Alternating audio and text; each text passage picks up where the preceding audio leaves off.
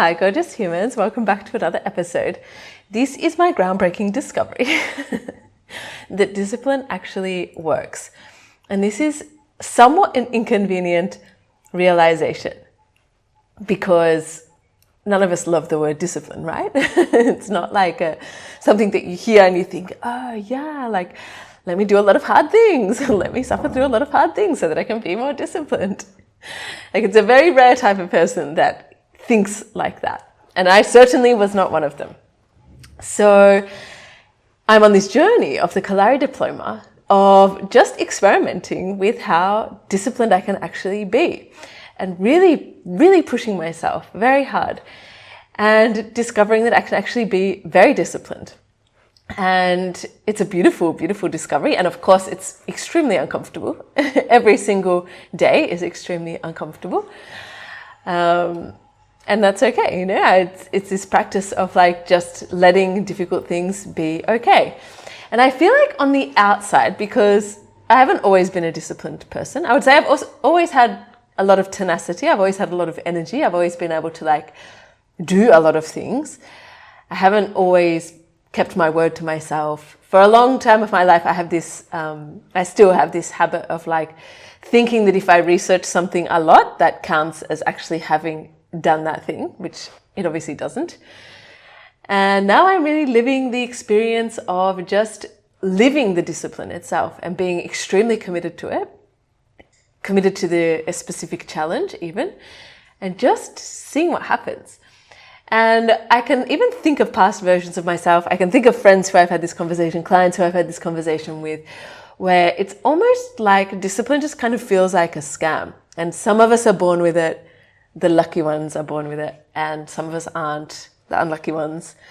And you can obviously get it, but the thought of getting it feels excruciating, because it is excruciating. And it's kind of just this thing of like, you know, it would be nice, but. And I'm here on the other side, even just speaking this podcast to a past version of myself who would have needed to hear this, but it actually works so well. And I would even say the more extreme the discipline is, the more extreme the benefits are. And obviously you need to find what works for you. This is a very unique experience that I'm having. I'm training a lot. You all, I'm sure, are listening to my podcast. You all already know, but if this is your first podcast you're listening to, I'm in India training in an Indian ancient sword fighting martial art called Kalaripayattu. It's a 2-year diploma. It's very intensive. There's 5 hours of training per day, Monday to Friday, 3 in the morning, 2 in the afternoon, and then around 1.5 to 2 hours in the morning on the weekend days. And I've made this commitment to go to every single class, no matter what, just as an experiment. And so far I have been to all of them. It's been 3.5 months now almost. And I haven't missed a single class, haven't missed a single day, I haven't had a single day off. And of course everyone is like, you know, why don't you have a day off? You need to rest, you need to listen to your body, la la la la la. But you can go and listen to the other episodes about my discoveries on that. But in this practice of practicing this extreme discipline and just going to the class no matter what, like I just got my period this afternoon. And this afternoon's classes are going to be really uncomfortable. It's so hot, so hot. I'm uncomfortable. I feel bloated. I already have a lot of cramps and it's okay, you know, and I'm going to go to the class. It's going to be uncomfortable and I'm going to be okay. And it is what it is. And I just don't think about these things that much anymore because there's no point in getting into a mental conversation with myself about it because I'm going to the class anyway. So I may as well think about something more interesting about whether I want to go to the class or not. It's a moot point. But along this journey of just being this like extreme, quote unquote, there's people that are far more extreme than this. Any Olympic athlete, anyone that's actually training for a big event knows what this feels like. Anybody that's ever trained for a marathon knows what this feels like. There are just things that you get from this that you can't get in any other way. And I know because I've tried all of the other ways. I've looked for all of the loopholes myself. That's how come I know that there aren't any. I know all of these things. And I've just had this beautiful experience very recently where I've started some other different practices as well, linked to Kalari, but maybe the more spiritual side of Kalari, that involve, of course, a lot of research because that's what I love, but also specific practices and specific types of chanting, specific learning things, practicing things, visualizing things, and chanting. And I made this commitment to myself again while I'm in this space and practice of Kalari. I would also want to commit to learning more about the spiritual side of it and practicing more of the spiritual side of it as well. And so I thought, okay, I can commit to doing this practice every morning and evening, which is already difficult. My morning routine before Kalari is very tight. I wake up at 4 so that I have some time to do things before class starts at 6, so I need to squeeze it into that time, which I've discovered that when I put my Turkish coffee, decaf coffee on the stove, it's exactly the amount of time, 15 minutes, that I need to do this specific chanting. So I can squeeze it in that way. And also in the evening before I go to sleep.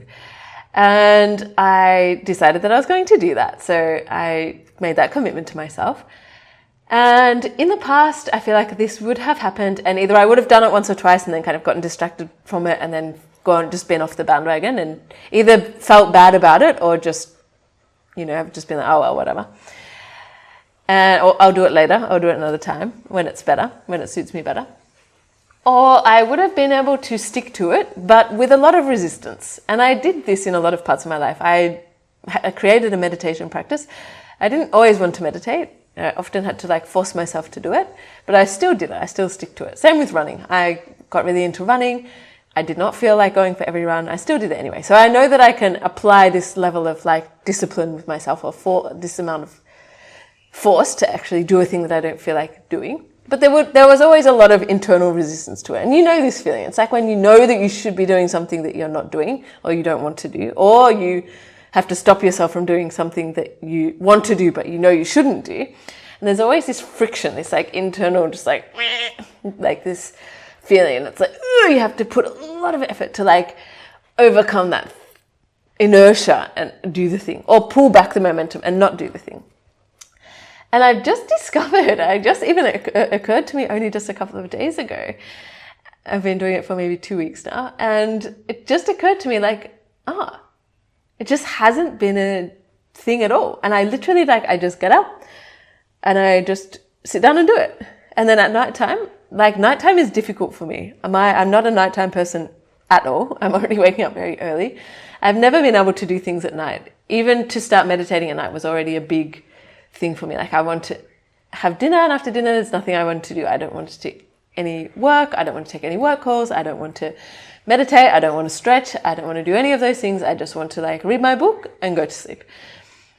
But I've got this new practice, and I've found myself just very without even thinking about it, just sitting down to do the thing before I would go and do my meditation and go to sleep.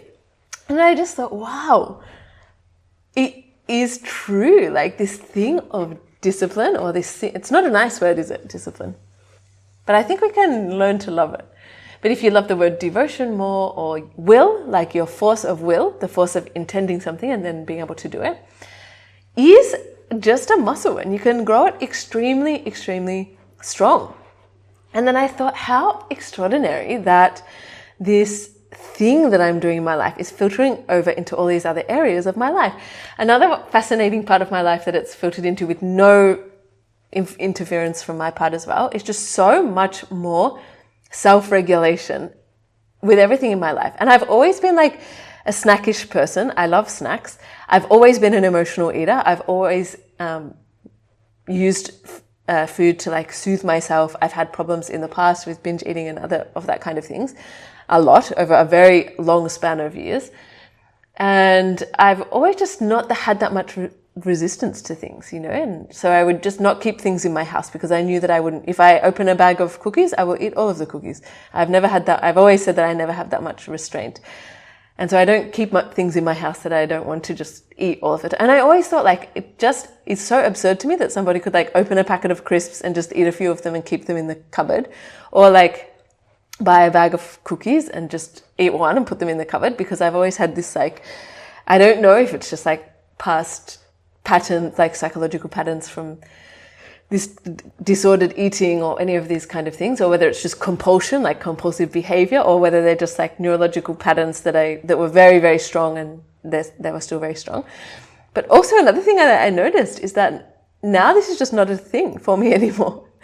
And I found, like, yesterday I went out for lunch, and after lunch, it was the weekend. Sometimes I like to have some treats on the weekend. I don't often have them in the week if they upset my stomach, but then I thought I'm going to buy a piece of cheesecake and then just have it at home. And so I bought a piece of cheesecake, and then I cut the end of it when I got home, and I ate that. And then I went for a walk and did some voice noting my friends and clients. I came back, I had dinner, I had like another little bit after dinner. Then there was like a little bit of it left. Then I came back from class, and for morning tea this morning, I like finished the rest of it. And I just like had little pieces of it throughout the day. Now if I buy a bag of cookies, I would just have one, and then I would just put them in the fridge, and then sometimes I even forget that they're there, which is like something completely would have, like, speaking to myself 1 year ago would have been unfathomable. Speaking to me even actually 3, 4 months, 5 months ago would have been unfathomable. So it does seem extreme, this kind of thing of putting yourself through something where you just do it no matter what. But it does build this part of your being that becomes incredibly strong and incredibly powerful across all of those areas of your life.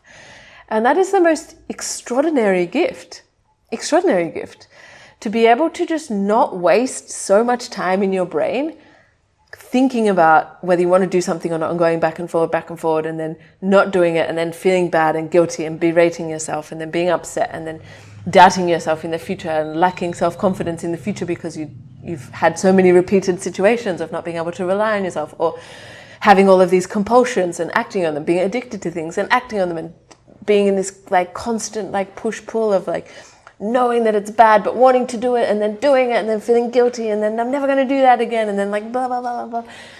All of that time in our brain that we could spend thinking of much more interesting things, doing much more interesting things.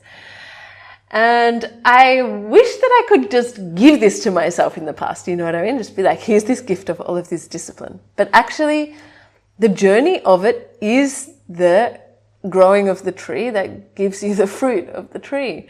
And it's so annoying. Like, I get that it's annoying if you're listening to this and you're not that disciplined of a person and you want to be more disciplined. Like, this is the most annoying answer to get. That you're just going to have to go and be disciplined. And along the path of being disciplined, you're actually going to become extremely more disciplined, and you're going to change in a lot of areas of your life. There are no shortcuts into it. There are a lot of ways that you can make it easier for yourself. I will say that.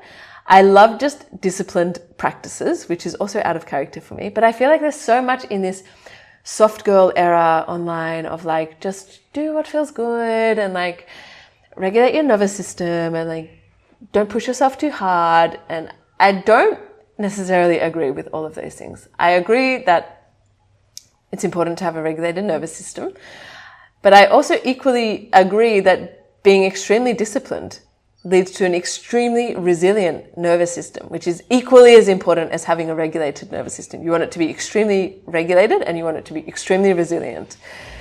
And they're both two separate skills. You need to work on them both separately. And there's a lot of talk about one side of it, the regulation side, which sometimes does involve taking things easy and resting and all of those things. But there's not so much talk about building a resilient nervous system, which is the other side of the coin. You really want both of them. And also just things of like a lot of practices where people just write them off because they think that they're too difficult. Things like running, trail running, training for big events, or like training for a marathon or something. Ashtanga yoga is a completely brilliant one, but for some reason everybody's scared of it. Everybody thinks it's like too difficult, too rigid, blah, blah, blah, blah, blah. Honestly, I find normal vinyasa yoga much more difficult and it does much less in my body system. I know we're all different. And when I discovered Ashtanga, I would have considered myself to be just like a very go with the flow person. Like, I was running, but not really, like running consistently, but I wouldn't say I was disciplined in other areas of my life. And Ashtanga really unlocked something inside of myself where I saw that this rigid framework, like quote unquote rigid framework of this practice, allowed me to relax so much something in my being that it allowed me to really tap into something that I somehow had never tapped into before. And I think that's so true of like us very kind of free-flowing people that like to go with the flow. We like to be flexible. We've really put a lot of effort into being resilient people that can be flexible, but we need a strong scaffolding underneath that. And Ashtanga and Kalari, of course, I think they're very, very like similar cohesive practices. They both come from ancient India. They were both like warfare practices. People say like they were designed for men, but of course women can easily also practice them, and I think should practice them. And there's a lot of resistance to these things because they're seen as being difficult and they're seen as being hard, and people just write them off and just think, like, I don't want to do that hard thing. But there's so much extraordinary power in these practices and in these disciplines and in these ability to do the difficult thing no matter what. And so it is hard. I know it's hard. And I know it's hard because I can think even not that long ago, I struggled with these things as well. When we give ourselves the option of things. And I had like this online Ashtanga class that I loved. It was an hour long. It was with a teacher that I really liked. And I thought, I'm just going to do this every morning in my room. But did I do it every morning in my room? No. Some mornings I didn't feel like it. Some mornings I would get distracted by all these other things and then I would run out of time. And some mornings I would go for a run instead. Or sometimes I would go for a run as well as. And sometimes I would start it and then get distracted halfway through and be doing odd things around my room because I wasn't that focused. And it's hard to do things on your own. It's very hard to be motivated and disciplined on your own. It would be very, very difficult for me to do my own Kalari practice here by myself in this house for 5 hours a day. I don't think I could do that. But because I'm going to the practice and I'm going to the place and doing the thing, it's a way of making it easier for myself because it's already happening there. I just have to go there. So there are a lot of ways that we can make this easier for ourselves. We can do things with friends. We can make a commitment with friends and meet up. We can video call a friend and do a class consistently every morning together. We can go to an actual class, like buy a class pass and really invest some money in places where there are regular classes and we go to them for all of the classes. Same with going to the gym. I can't speak to going to the gym because that's never been something that I've been interested in my life, but I know that this works for a lot of people. And sometimes it's just this practice of actually physically doing that thing, like whether or not you need to do the gym workout every day or you have a rest day or something like that, but still the actual practice itself of getting in your car or walking to the gym and still going there at that same time if you can every day and keeping that habit intact, even if you just walk on the treadmill instead of doing a workout. So it just works. And there are probably a lot of areas of your life that you don't even know how it would impact if you were to just become a radically more disciplined person. You will need support, definitely. You will need support to be able to do these things. If you're not, you're a superhuman, and I'm very, very proud and impressed of you if you can do these things on your own. But most of us need support. We need support of friends. We need support of a personal trainer at the gym. We need support of a community in group classes or in hobbies. If you're dancing, like there's beautiful communities of dancing, rock climbing, and high rocks and all of these other things that have like very strong community aspect to them. That's really helpful as well.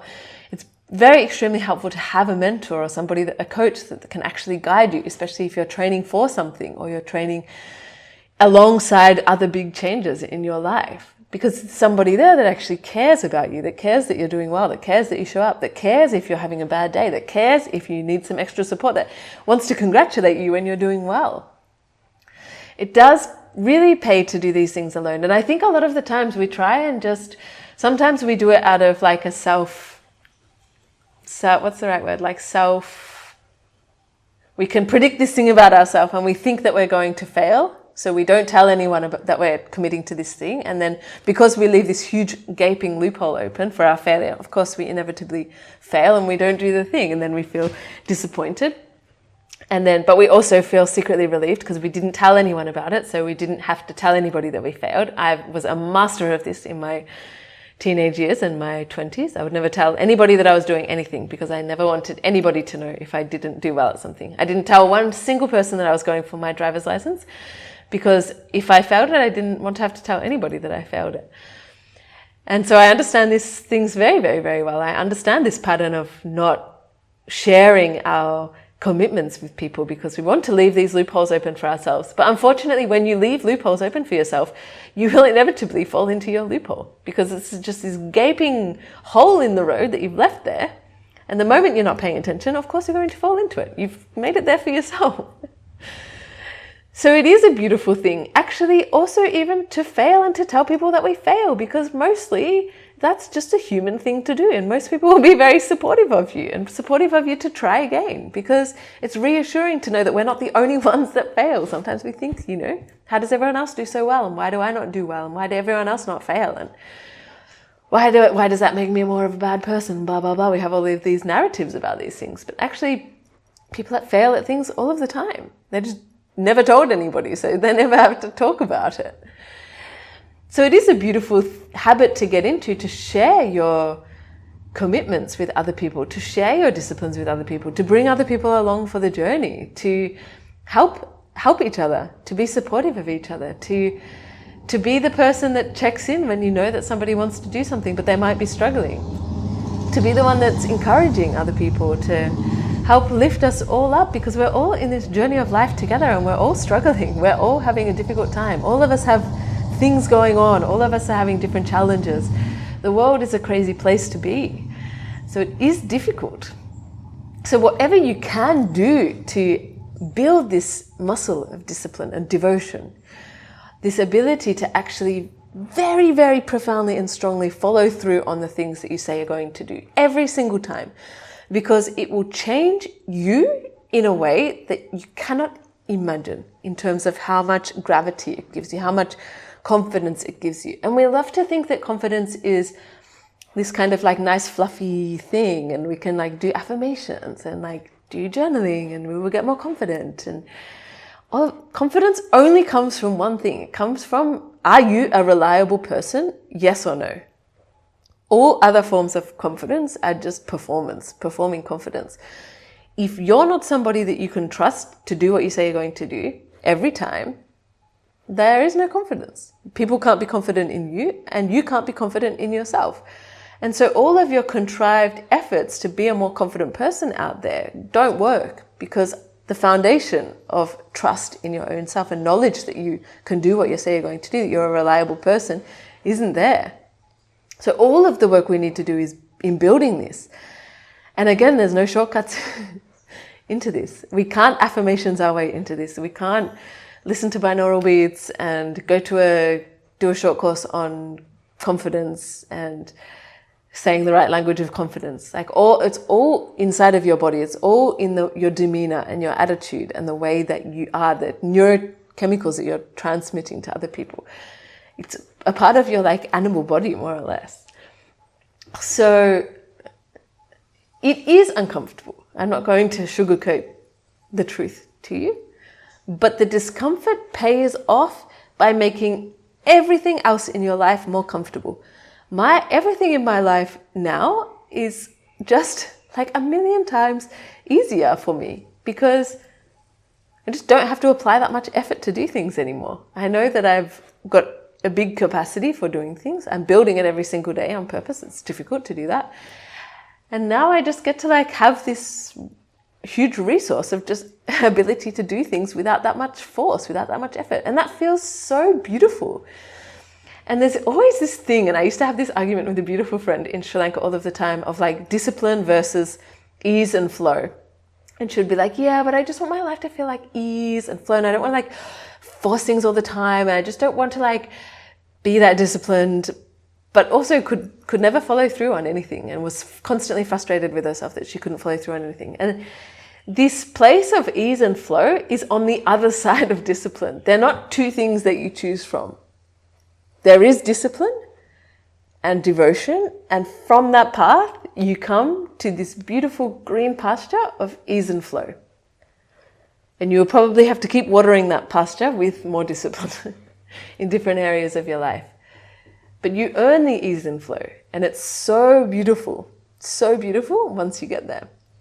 So don't be disheartened if things are difficult. Don't be disheartened if you are trying to have practices and they are hard and you are struggling and you sometimes fall on and off the wagon. Don't be disheartened that things take time and repeated effort. Don't be disheartened that things feel uncomfortable, that things feel bad. Everything is so glamorized on social media. Everything is so glamorized in the movies. Everything is so glamorized, people talking about things on podcasts. It's not glamorous. You've heard me talk about this, of the metamorphosis and the dissolving of the caterpillar. It's not glamorous. It's uncomfortable. It doesn't feel good. You're going to constantly doubt yourself. You're going to constantly be coming up against your own demons in your mind. Every single day, multiple times a day, I have this still. And I'm sure even on the last day of the diploma, I will still have this, like I'm still my own self. But don't be disheartened by it. When those things are there, it means that you're actually on the right path. The fact that there's friction there means that something is changing. The fact that there is friction means that you are evolving, you are changing. If there was no friction, nothing would be happening. It would just be nothing. Nothing would be changing. So let it be messy, let it be difficult. You are a very strong person. You can do difficult things. You have a huge amount of resilience and a huge capacity. We all do. Let it be difficult and let yourself be okay with that, And prove to yourself that you're a strong person, because you are. And you will see how beautiful everything in your life becomes from this place. Love you.